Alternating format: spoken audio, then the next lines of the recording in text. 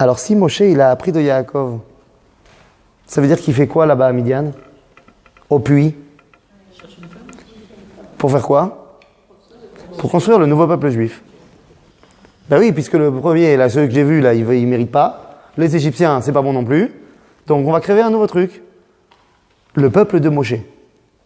Et pourquoi il va d'Afka à Midian? Il connaît pas encore Yitro. Alors pourquoi il va d'Afka à Midian? Pourquoi il va à Midian? Quelqu'un a une idée? Et encore, je vous dis, hein, c'est loin.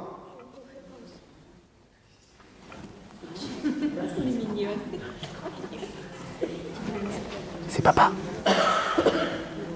C'est papa.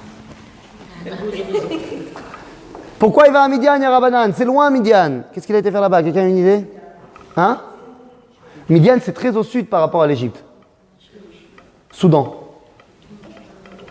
C'est pas du tout dans le coin. Qu'est-ce qu'il va faire là-bas? Oui, pourquoi là-bas? Pourquoi il va aller d'Afka à Midian?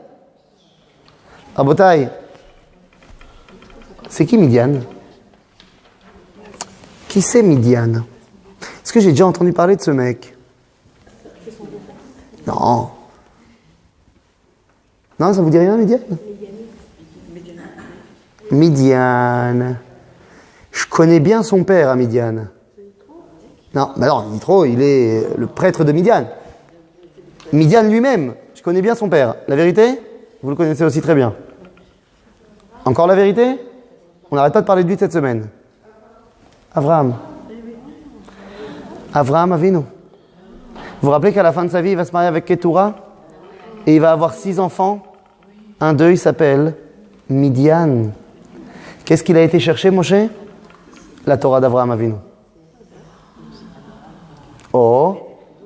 Et où est-ce qu'il va la trouver? Chez Yitro. Yitro est le tributaire et celui qui a gardé l'esprit du Beth Midrash d'Avraham. Comment il savait que... Quoi, tu crois qu'il n'a pas fait des cours d'histoire en Égypte? Ah oui, évidemment. Évidemment, Yitro, il n'est pas né de la dernière pluie. Yitro, c'était un conseiller de Pharaon. Peut-être qu'il l'a rencontré, et ainsi de suite. C'est ça? Ah, Botaï. D'ailleurs, si on va dans ce sens-là, vous savez, des fois, hein, vous connaissez la critique biblique? La critique biblique, c'est un courant de pensée qui a vu le jour au 19e siècle en Allemagne, qui est parti comme postulat de départ que la Torah, c'est faux. C'est ça le postulat de départ. Et après, ils essayent d'expliquer pourquoi c'est faux. Parmi les choses qu'ils disent, ils disent Yud Ke Vav Ke, le nom de Dieu. Ils disent ces gens-là, ils disent que c'était une divinité midianite. Pourquoi ils disent ça? Ils disent parce que comme on n'a trouvé nulle part à quoi ça correspondait Yud Ke Vav Ke, et que dans les contrées de Midian, il y avait une divinité qui s'appelait Wawa, et que Yud Ke Vav Ke, quand on ne dit pas Adonai, mais qu'on le prononce tel qu'il est écrit, ça ressemble. Alors ils ont dit, bah voilà, c'est lui. Ils ont raison de dire ça ou ils n'ont pas raison, ces gens-là? Que de dire que Yud Ke Vav Ke, ça vient de Midian? Non, c'est pas parce qu'eux, ils le disent que c'est vrai. Non, Abraham, c'est une chose. Moi, je te parle du nom de Dieu, maintenant. Hein?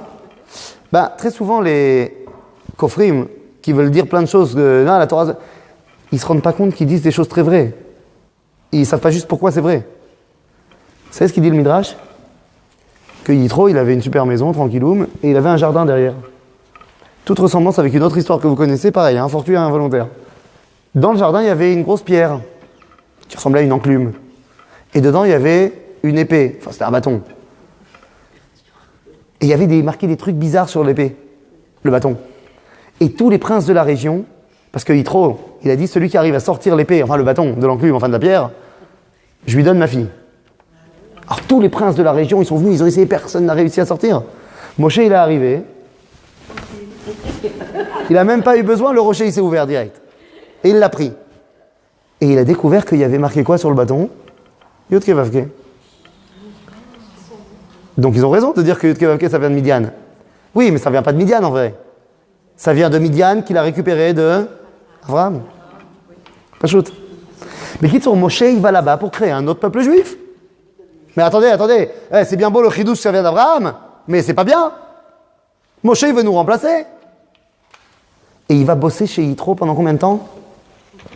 40 ans. Pendant 40 ans, il va être berger là-bas chez Yitro. Et il va avoir une idéologie yitroïenne. Je veux créer un peuple midiani, à l'ambiance du chesed de Avraham Avinu. 40 ans plus tard, Moshe a déjà 80 ans, et il y a le coup du buisson.